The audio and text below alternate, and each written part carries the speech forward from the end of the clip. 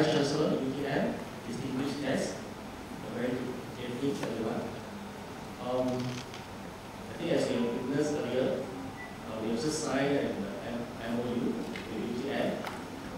It's indeed an honor for us to be invited as one of the few industry players to speak at this forum. There is also a sincere hope that we could provide a model example to prove that the university and forge this successful partnership with the industry.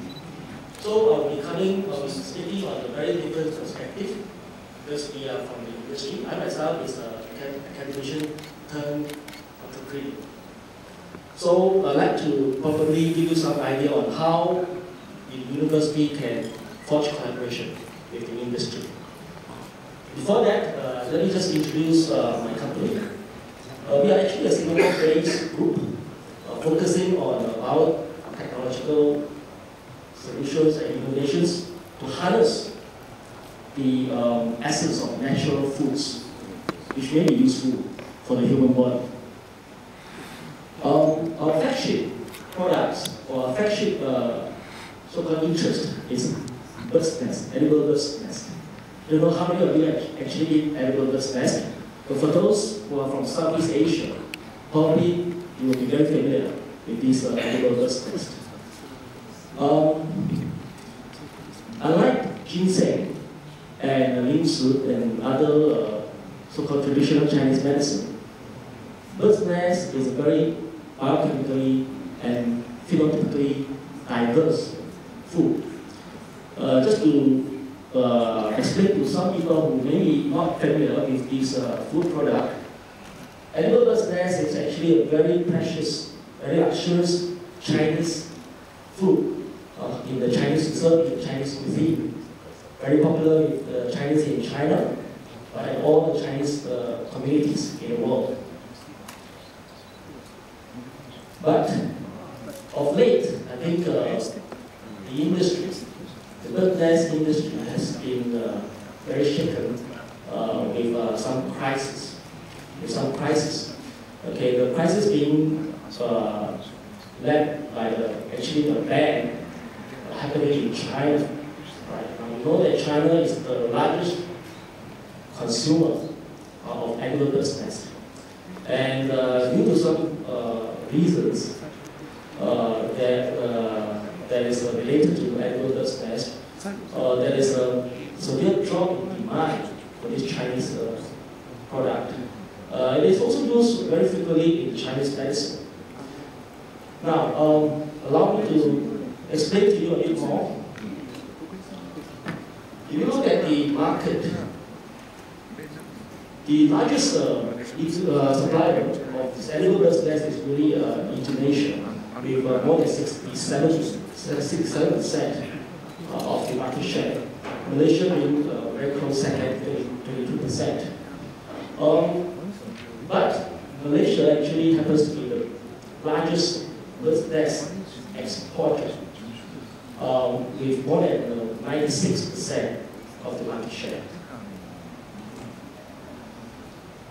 The whole industry actually is worth more than $20 billion, and therefore there's a substantial market interest in this product. Now let's investigate what is happening to this Chinese ban. The current situation is such that there's really an underlying supply chain interest and standards. As I was mentioning earlier on, bird's nest, edible bird's nest is a very diverse product. Okay, with unlike the ginseng and ling soup, okay, it is a very it's without international standards, and it very lacks government regulation, both from the Malaysian side as well as the China side. So therefore, there exists a very, very big wide gap between the two countries, between the suppliers of Southeast Asia and the largest consumer market, which is China. So So we attempt to try to narrow this wide gap as far as possible through research collaboration, through innovation. Now, one of these wide gap triggers was really because that the Malaysian exporters, there is a very huge supply chain now, very big interest in bird nest farming, and of course there's a very big export revenue, big employment opportunities in bird nest industry. But if you look at China, which is the largest importer for bird nest, right, the ban really exists because of very low quality EBN, which is edible bird's nest. And I'll explain to you why is it that there's low quality, as well as the lack of safety standards. Now, besides the safety issue, of course, there's other political and economical reasons. So, is there an opportunity for collaboration between various countries? Now, I think we need good scientists, we need engineers, we need trade consultants in various countries.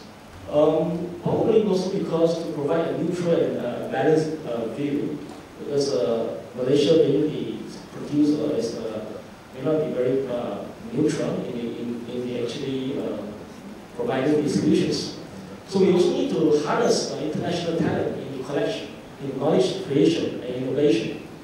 We also need to harness international resources, for example, edible bird nest samples from the various countries in Southeast Asia, for example, Vietnam, Thailand, not necessarily just from Malaysia and Indonesia. We'll be also looking at safety assurances and quality assurances, which is a very big problem, a big challenge in the edible bird nest industry. Now, all in all, in the entire value chain, right, from farming to the collection, to the processing, to the export, to the importers, I think we need solutions in all aspects. And definitely, the development of extended products and either the medical links with the product provide the opportunities to collaborate. Now, as we all know, the product is badly contaminated by these issues like nitrites, fecal contaminants, heavy metals, poisons, preservatives. Now, these are things that have to be removed before the food can be consumed, and therefore, I think we are looking for partners who can help us to provide solutions to these problems. We are also looking at adulteration issues because bird nest is a very expensive product. It's just as expensive as gold or diamond, and therefore we need to look at authenticity issues. So we will be looking at molecular biochemical methods to provide the necessary methods to authenticate bird nest. So therefore there exists opportunities to collaborate in terms of looking at the various methods to authenticate bird nest, and also to look at how adulterants could be detected. So these are just some examples of contaminants in bird nest or adulterants in bird nest, which has been a very big issue.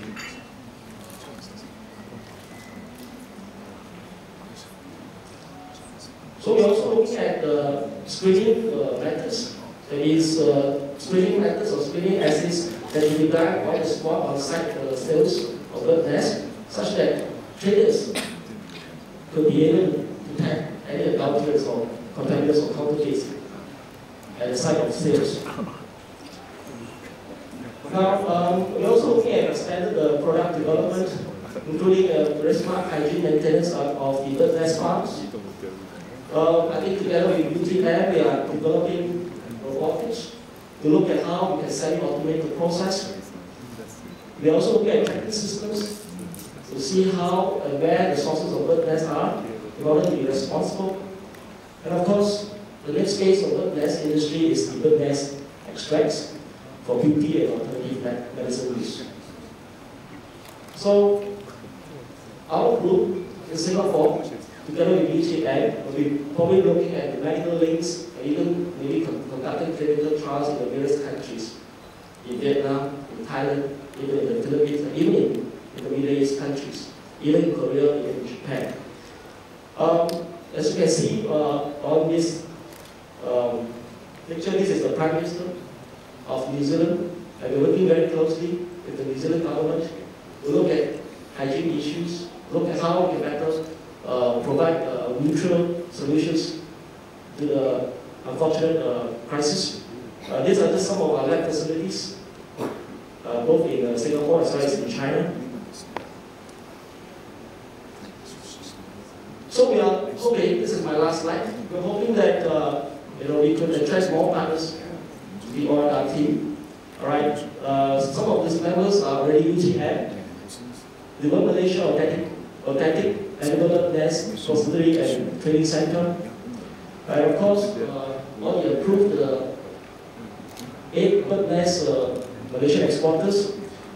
We are funded by the government of Singapore, IE Singapore, and Spring Singapore are government agencies which are looking at very challenging issues of bird nest and even funding us for the next phase. I'm also the president of the Southeast Asian Bird Nest Chamber of Commerce, and we are looking at uniting all the bird nest farmers from Southeast Asia, from ASEAN, to see how we can resolve the crisis and perhaps come up with better solutions.